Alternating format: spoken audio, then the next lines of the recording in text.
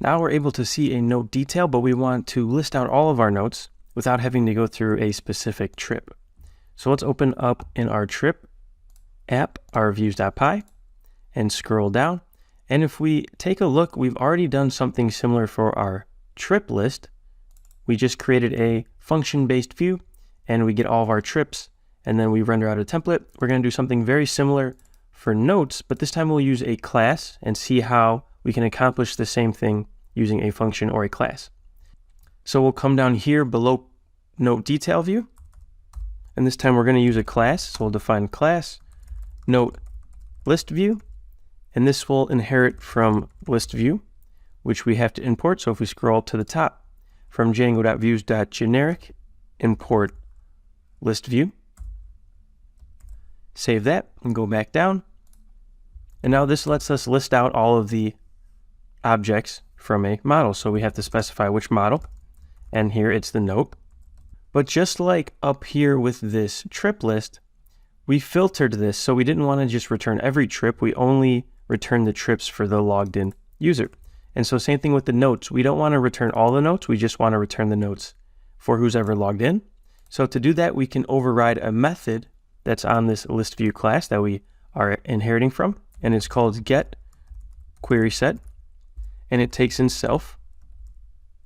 And then we can just update this query set basically, and we can have it filter based on who's logged in. So we can say note.objects.filter, and we can say trip _owner equals self.request.user. And then below that, we just return this query set. And so how this works is we're filtering these notes based on the trip field. If we look in our models.py and look at our note, we have a trip field that is a foreign key to a specific trip. So it will relate to a specific trip here. And then we can use double underscore, which is what we have here, to access a property on that trip object in our database. And here, if we go back in models, we could access any of these fields. And so we want to specify who the owner is. So we use double underscore owner. We could have used double underscore city or country, but we don't care about that right now. We just want to see if the owner. And then in this self object that gets passed to this method, we have access to the request. And on the request, we have access to the user. And then this get query set method is returning a query set, so we can just return the above. And if you hold control and actually hover over any of these classes or methods, it gives you a bit about what it does.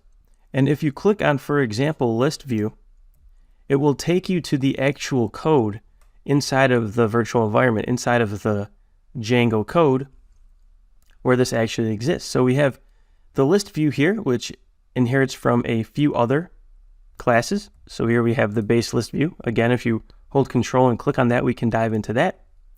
And then if we scroll down, we can see it's just returning this function for get. And if we click on view, we can scroll down and see this .asView, which is what we call in the URLs. So you can see that you can dive into the underlying code and actually see how it works. And if we go back to our view in our app, somewhere within this list view or one of its views that it's extending, then we will find this get query set function or this method, and it returns a query set. So all we're doing is overriding that query set and returning it ourselves. So if we save that, that's the view done. Now let's go into our urls.py to add a path. So we can actually just copy this dashboard route and say dashboard/note/ like that. And then the view we want to call is note list view .as_view since it's a class. And that should be imported from our .views, from our views file. And then the name will just say note list instead of trip list. And again, with this, the template name we're looking for is model_list.html. So that's going to be notelist.html. So we can go into our templates, trip, new file, note, list.html. And I'm just going to paste in this code again. It's just similar to what we had for our trips list. It extends from the base. So we have the styling and the navigation menu on the side. Then we open up our block content. And then in here we have a header that says notes. We loop through the object list that gets passed to us via the list view class. And we loop through each note in this list, and then we link to the note detail. And then we display the information for each note. We have the URL of the image. We have the city, the name, and the rating. So if we save that, the last thing we need to do is update our base so that we can link to this page. So if we go into our base.html and we go my notes, we can just copy this A tag from above, paste it right next to my notes. This is, the URL is note-list, and then we just copy this closing tag and paste it right there. So if we save that, make sure our server is still running and open it up in the browser.